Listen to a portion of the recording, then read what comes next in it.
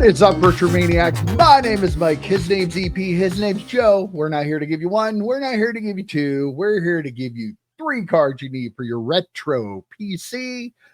My card this week is a Kobe Bryant card. I'm going to go with the 1997-98 Fleer Rookie Rewind of Kobe Bryant, card number 3. These are not terribly hard cards to get. They're 1 in 4 packs in Series 1 Fleer from 97, only 10 in the set. Yet somehow, because it's Kobe and his 90s basketball, it's still a $10 card raw, which is kind of surprising. I'm putting together my pack stack sale, and my goodness, the price of 90s basketball and 90s and early 2000s, you can't buy anything after like 95 that is not hundreds and hundreds of dollars. So I'm going to guess that's part of the reason this card might be a $10 card. If you want to get a PSA 9, it's going to be $30 to $40, and a PSA 10, it's actually a $250 card. A 1 in 4 insert out of Fleer. That's only 10 in the set, and it's $250 card. But it's Kobe. It's an early Kobe, his second season card, a rookie rewind. Pretty cool looking card. That's my card. Love it. I think I've definitely talked about Ray Allen and Allen Iverson, 2 other players from that draft class. So that's probably a really awesome set to put together. Like if you're a fan of that era of basketball, but of course the Kobe card is going to always be the centerpiece. And I'm guessing it's the Kobe cards. As much as we love all the other players, Tim Duncan and Vince Carter, like Kobe is the price that's driving all those box prices up. The guy that's driving all those box prices. Love the card. Base Fleer. Had some really cool insert sets there in like the late 90s and stuff too. So I mean, for a base Fleer set, love it. So that was called Rookie Rewind. Let's just say if Fanatics had that set nowadays, it'd just be a rookie card, right? I just assume 1997. I just assume it would be a debut patch. Debut patch, yeah. That were good. I heard that they may be putting out Kobe NBA debut patches when they get the license in October. I don't know. I could be wrong. It's completely possible. I don't know. Just a rumor.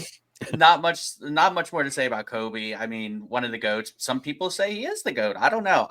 That's not for me to say. I don't like basketball, but I suspect some people do believe that. The card itself, like, it's funny. We were talking about like insert sets last week that are like numbered to 100 that are like worth like $10, and now we have a 1 in 4 packs worth $10.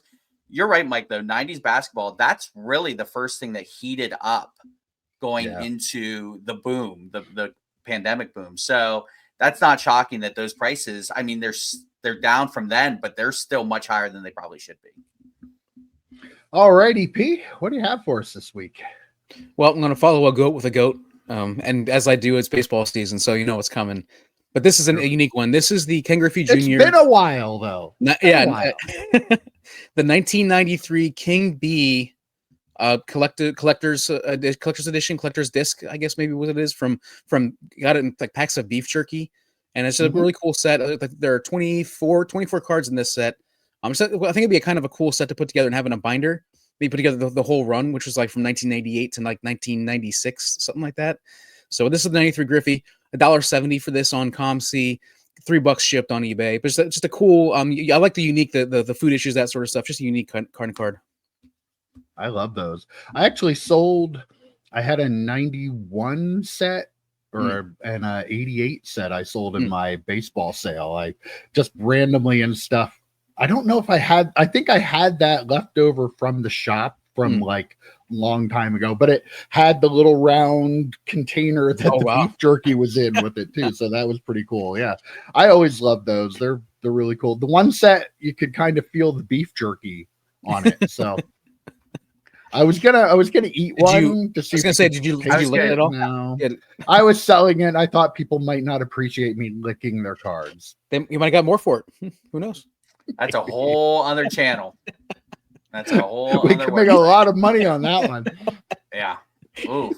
EP, if you found a can of beef jerky, similar to the gum Oh yeah, that you ate, would you eat said beef jerky?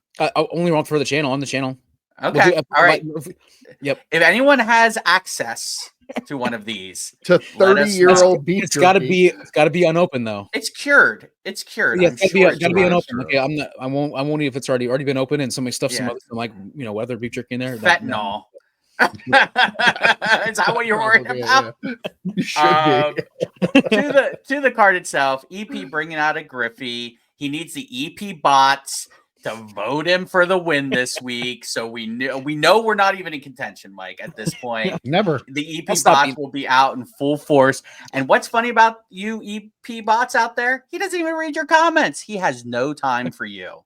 This is We true. love yeah. you. No time for you. How he gets votes every week, beyond me. But I, here we are. I love everybody, man. How do you know who everybody is? I could give in you general, I could give you human race. five. I could give you 5 names, 4 real and 1 made up from our comments, and you wouldn't know which was which. I'm just It throwing sounds- that out there. That sounds like a live show That sounds like, yeah. That is We a have to live do show- that yeah, on live camera. show challenge for sure. All right, Joe, wrap us up. All right, you folks watching, you may not think it to look at us. We're 3 fat guys. We're sweating from random places in May. Okay. You're not even sure. Shoulder sweat. I don't know. It's crazy. But back in the day, the 3 of us used to play tennis together. Okay. Talked a little bit about this with EP's card a couple of weeks ago. I played tennis in high school. EP dragged me back out onto the courts, a few years after high school. We even drug Mike out there. Back in those days, you talk about dominant athletes, Pete Sampras, one of the most dominant individual athletes of all time. And his rookie card is the 1991 Net Pro. And that's my card this week. So a couple of tennis cards here in the last few weeks, I suppose. You have to look at the picture now, but I could show you in a couple of weeks when I get it in hand, because I bought this card already. It's on the way, but I could not talk about it. So Pete Sampras, one of the greatest of all time. When we were watching tennis back in the 90s, if your favorite tennis player was going up against Pete Sampras, you're like, well, shit, they're eliminated. They're out of the tournament. He was just so dominant. I'm still waiting for Adrian Grenier to play him in a movie someday. They look like twins, by the way. It's from Entourage fame, if you don't know. But just one of the most dominant players. This card you can pick up for like $5. There are PSA 10s that go for around 100, which feels right. There was a BGS 10 that sold about 6 months ago, not a black label, just a pristine 10, for $1,800. That feels, I don't do that. I do not recommend that. Okay. Do not do that to yourself. So if you really want this card in a Net Pro from 1991, probably pretty like Pro Set 1991, probably pretty flimsy. Yeah. If you want a really nice copy, maybe a 10 for $100 isn't that bad of a deal, but I don't know. Just get the $5 version you could get raw. But yeah, that's my card. Pete Sampras, a goat. Speaking of goats. Absolutely. I mean, I feel like that time, I mean, I think everybody thinks that when they're really paying attention to the sports, like basketball from the 90s, I love that. Same thing with tennis. I feel like there was a lot of excitement. There are a lot of friends that were really excited about tennis and stuff too. There are a lot of really good Americans, which, for American fans, Jim Courier was my favorite, not even Sampras. I love Jim Courier. And Agassi, like there was a good chunk of Americans that were good. And so that kind of like drove that. I've got American women that were good too. And so that made it a little bit, made it a bit more interesting for us. Like you said, Joe, like the reason why I got the PSA 9 of the Serena was because the card quality from back then from those cards was just kind of flimsy. So I wanted to get a decent copy. So I would recommend a 9 or maybe even SGC 9 or 9.5. You could probably get a 9 for $20, I think. Right. One rate. So now, I don't like to give investment advice on here. What I'm going to say to do is go out, buy as many of these as you can, rip packs, buy them raw on eBay, ComC, send them all to Beckett, because clearly they're worth more than PSA. So, buy up a couple, maybe 500, maybe 1,000 if you're feeling frisky. Send them to BGS. you're going to be loaded. You're going to be Loaded. rolling in the money. That's Just send them all. Don't even, $1,500 a don't even look pop. over them. Just send them all. Look, yeah, just send them to Or buy a bunch Absolutely. of PSA 10s, crack them, and send them in. I mean, that's the Oh. way you get. That's the way you guarantee yourself. But you're paying more. 18X. You could get just as many BGS 10s buying Yeah, the that's raw. true. So I think you should do that. Yeah.